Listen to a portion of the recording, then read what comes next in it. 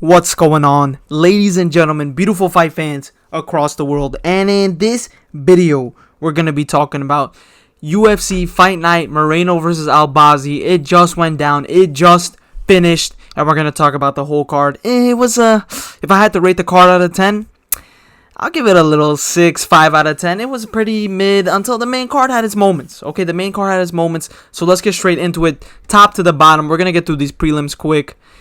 A lot of decisions on this card. Jamie Lynn Horth, I didn't watch this fight, to be honest. I'm going to be honest. It was a decision. Okay, let's just get that out of the way. Cody Gibson, I think I watched the pieces of this fight, and I think he was dominating most of this fight against Chad Anheliger. Hey yo, we gotta chill on that. But Garrett Armfield versus Sarai Sadeh. This was actually a pretty decent scrap. It was actually a pretty decent fight to watch, pretty entertaining. And Sarai Sadeh, he was pretty impressive. Okay, his striking was pretty impressive. It was a pretty close fight. One of the better fights on the prelims. Alexander Romanov versus Rodrigo Nascimento. Oof. This one, I don't know. This one was tough to watch. Two heavyweights going at it. Rodrigo Nascimento, he was just standing there most of the fight. He wasn't striking back, kind of like Amir Albazi, but we're going to get into that later. And it was okay. It was okay. Alexander Romanov obviously won this fight. He was just landing the better shots. He dominated the grappling as well in the first round. It was a semi-decent scrap. This is where it starts getting a little good. Yusuf Zalal versus Jack Shore. Yusuf Zalal got the submission in the second round. In the first round, it was kind of looking hairy for Yusuf Zalal, but then he started taking over. It was looking a little hairy, though. Jack Shore was looking great, but then Yusuf Zalal caught Jack Shore with a nasty knee up the middle and submitted him shortly after. Great performance by Yusuf Zalal. He called out Ilia Topuria. I don't know about that one. You know, you lost to Ilia Topuria when he was coming off the couch like 11 days, and that was like one of his first fights, so I would chill on that, Yusuf Zalal. I would chill on that. But that's good promotion for himself, I guess. Okay? But Charles Jourdain versus Victor Henry. This was actually a pretty decent fight. Charles Jourdain versus Victor Henry was a decent fight. And Charles Jourdain got the submission in the second round. It was a good fight until that. I'm pretty sure he got a guillotine. It was a decent scrap until then.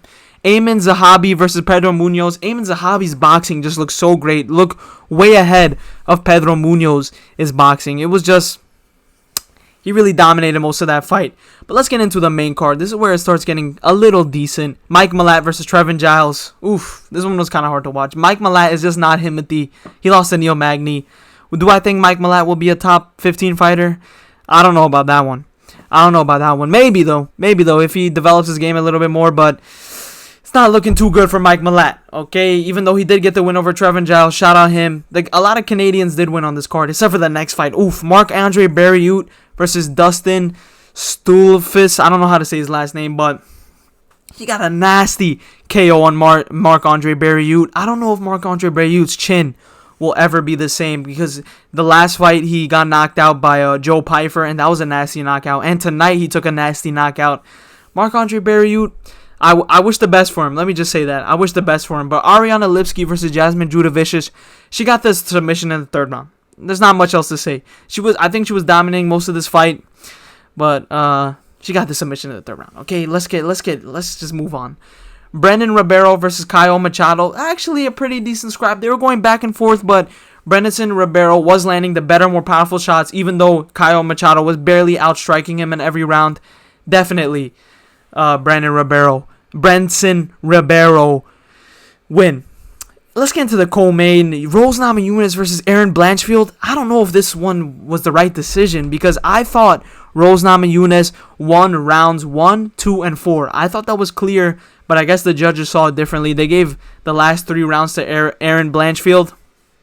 I don't know if that was the right decision. Let me just say that. I don't know if that was the right decision. I thought Rose Namajunas won rounds 1, 2, and 4 clearly. But Erin Blanchfield, as the fight went on, she was looking a little bit better. So I guess there is a case for Erin Blanchfield. But I think Rose Namajunas won 3 of those 5 rounds. In the main event, Brandon Moreno versus Amir Albazi. Absolute masterclass from from Brandon Moreno. Literally a 50-45, 50-44 performance. He was rocking Amir Albazi all night. The takedown defense looked amazing. I don't even think Amir Albazi took him down once. Brandon Moreno's boxing looked incredible. His striking looked incredible.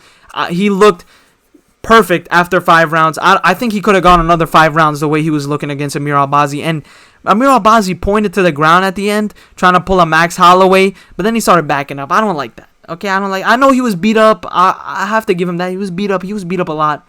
He was coming off a heart and neck surgery, so we have to give him that. But still, Brandon Moreno absolutely dominated this entire fight. His striking looked amazing. His takedown defense looked amazing.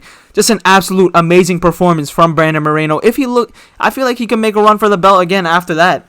And the Brandon Royval fight, he didn't look the same. He looked a little off in that last fight. And the Pantoja fight was extremely close. Extremely close. Pantoja just won that one with the grappling. So I think Brandon Moreno definitely has a shot to go up there and go for the title again. But we'll just have to wait and see what happens in the flyweight division. But overall, this card was a pretty decent. It was mid. It was okay. It was okay. I feel like the MMA community was a little dead tonight. Most of the MMA YouTubers weren't even like watching this one, I guess, which I don't know. Maybe for a reason. Maybe because it was so whack they weren't watching. But in Canada, overall, it was a decent night of fights. Let me just say that. 5 out of 10. I already gave my rating in the beginning. But let me know down below what you guys think of this fight night. I thought it was a pretty... there were some decent performances here and there. But a lot of decisions made it go on for a long time. Even though there were some decent scraps. But that's it for this video. And I'll see you, beautiful people. Leave a like, subscribe, don't forget all that. I'm dropping videos like this almost every single day.